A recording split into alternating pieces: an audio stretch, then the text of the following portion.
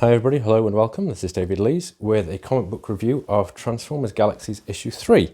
Now, for those of you who've been watching my channel for a while, I've recently been reviewing Transformers Issue 15, the one with Megatron and his comeback, driving his agenda, one of the best comic books in the series, the Transformers series so far. Here we have Transformers Galaxies, which is going very slowly and is painfully and pointlessly slow. I have to say this up front, there isn't much that happens in this issue. It's depressingly dull.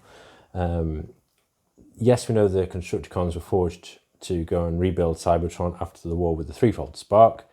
They were then sent off by Shockwave to a distant asteroid to build an energon mine and to rebuild the outposts and colonies and so on other planetoids. They were rationed for their energon supplies were rationed to keep them at a low level, prevent them from combining. And this is just backstory. We see Wheeljack, who continues to advise caution throughout the whole process.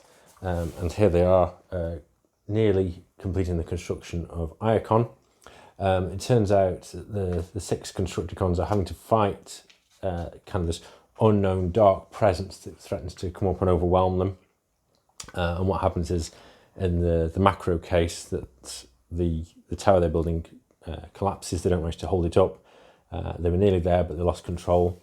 They think they're having to fight this combined presence that they're facing.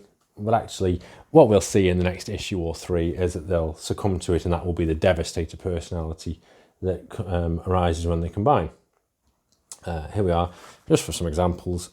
It felt like gravity sucking us into a black hole. I thought it was the weight of the dome that made me feel like I was going to buckle, but it wasn't. All very interesting. So it's slow. It's not really adding much to the story. I think I've summarised it already, so I can fly through the pages quite quickly. There's no way you can use the combined form again, especially with what you just told us. It isn't worth the risk. Wheeljack, Autobot inventor, crazy guy, even he thinks it's not worth the risk. But there's a debate that goes on in the Autobot committee, and they say, yeah, let's definitely go ahead and try it. Let's send them off to a distant, safe asteroid. Here we are, the Senate and Iacon. So the Senate meet in a building that looks an awful lot like the Jedi Council. Just saying. But the potential for catastrophic consequences from ploughing forward with this have been realised. In my opinion, this group should never be allowed to combine again. Wheeljack trying to sum up. This is short-sighted and reactionary, so meaningless debate, death by committee. Turgomax, who we've seen from the Transformers series, part visionary, part restrictive, very restricting and constricting in his attitude.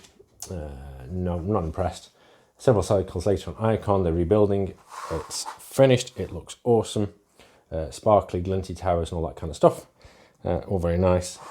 But it's not going anywhere very much. Several reams later, you see they're counting. They're that bored.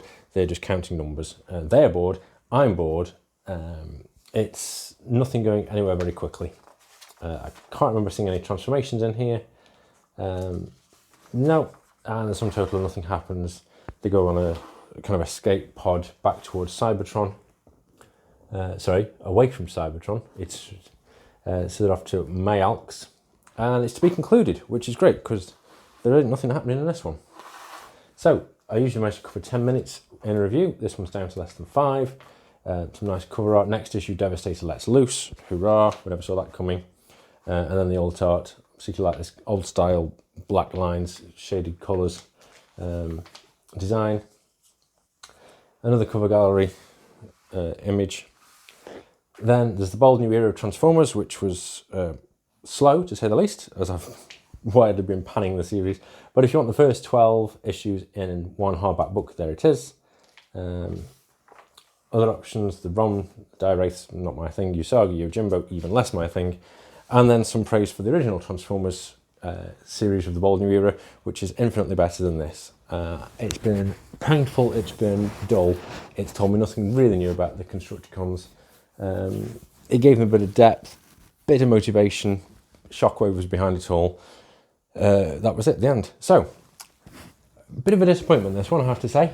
I'm hoping for greater things. I know Ultra Magnus is coming up in about 6 months' time, so that we want to look out for. But this one, no, not done it for me at all. Nearly cancelled my subscription when I finally read this one. So we'll see.